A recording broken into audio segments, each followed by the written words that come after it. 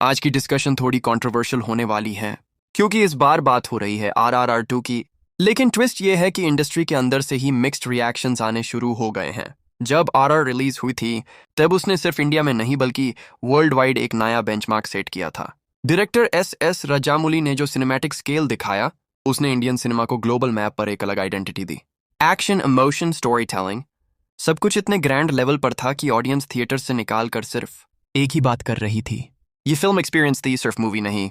लेकिन जैसे ही आरआरआर 2 के रूमर्स शुरू हुए, इंडस्ट्री के कुछ लोगों ने इस सीक्वल के कॉन्सेप्ट पर डाउट्स रेज करने शुरू कर दिए। और सबसे बड़ा नाम जो इस डिबेट में सामने आया वो है सलमान खान। रिपोर्ट्स के मुताबिक सलमान खान ने अपने क्लोज सर्कल में आरआरआर 2 के कॉन्सेप्ट को लेकर काफी क्रिटिकल ओपिनियन दिया है। उनका मानना है कि हर सक्सेसफुल फिल्म का सीक्वल बनाना जरूरी नहीं होता। कभी कभी एक स्टोरी अपने पीक पर खत्म हो जाती है और उसके बाद उसको स्ट्रेच करना ऑडियंस के लिए उतना इम्पैक्टफुल नहीं रहता। उन्होंने अलेजिडली ये भी कहा कि आरआरआर एक कंप्लीट सिनेमैटिक जर्नी थी और अगर सिर्फ हाइप के लिए आरआरआर 2 बनाई जाती है तो वो ओरिजिनल लेगेसी को अफेक्ट कर सकती है। अब ये स्टेटमेंट सच है या इंडस्ट्री गॉसिप, ये ऑफिशियली कंफर्म नहीं हुआ है। लेकिन अगर ऐसा ओपिनियन आता है तो डिस्कशन तो बनता है ना, क्योंकि सीक्वल बनाना सिर्फ पैसा कमाने का फॉर्मूला नहीं होता। ऑडियंस एक्सपेक्टेशंस डबल हो जाती हैं, प्रेशर डबल हो जाता है और सबसे इंपॉर्टेंट कंपैरिजन तो होना ही है। आरआरआर का क्लाइमैक्स इतना पावरफुल था कि उसके बाद स्टोरी को लॉजिकली कंटिन्यू करना इजी नहीं होगा। अगर आरआरआर 2 सिर्फ बिगर एक्शन सीन्स पर फोकस करे लेकिन इमोशनल डेप्थ कम हो तो ऑडियंस को वो कनेक्ट फील नहीं होगा जो फर्स्ट पार्ट में हुआ था। लेकिन दूसरी साइड पर राजामौली का ट्रैक रिकॉर्ड भी देखना जरूरी है। उन्होंने जब बाहुबली द बिगिनिंग बनाई थी तब भी लोगों को डाउट था कि क्या सेकंड पार्ट उस हाइप को जस्टिफाई कर पाएगा। लेकिन जब बाहुबली 2 द कंक्लूजन रिलीज हुई तो उसने बॉक्स ऑफिस हिस्ट्री ही चेंज कर दी। तो क्या आरआरआर 2 भी वही मैजिक रिपीट कर सकती है? अगर सीक्वल बनता है तो इस बार स्टोरी का फोकस सिर्फ रेवोल्यूशन पर नहीं बल्कि पोस्ट रेवोल्यूशन चैलेंजेस पर हो सकता है। फ्रीडम मिलने के बाद क्या होता है, पावर का डिस्ट्रीब्यूशन कैसे होता है, इंटरनल कॉन्फ्लिक्ट्स कैसे क्रिएट होते हैं।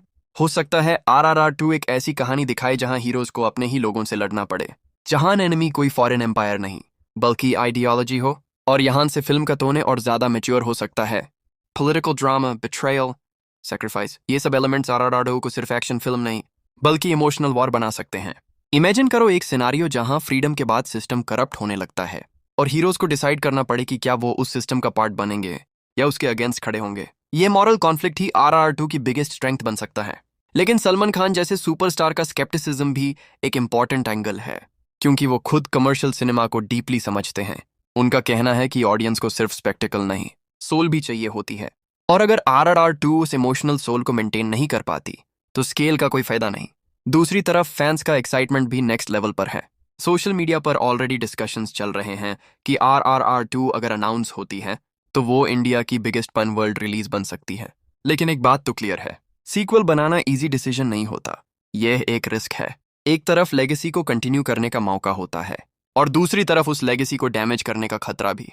तो क्या राजामौली इस चैलेंज को एक्सेप्ट करेंगे या आरआरआर को एक परफेक्ट स्टैंडअलोन मास्टरपीस के रूप में ही छोड़ देंगे? आपका क्या मानना है? क्या आरआरआर 2 बनानी चाहिए या फर्स्ट पार्ट की लेगेसी को रिस्पेक्ट करते हुए स्टोरी को वही एंड होने देना चाहिए? कमेंट में जरूर बताओ, क्योंकि इस डिबेट का आंसर सिर्फ मेकर्स के पास नहीं, ऑडियंस के पास भी है।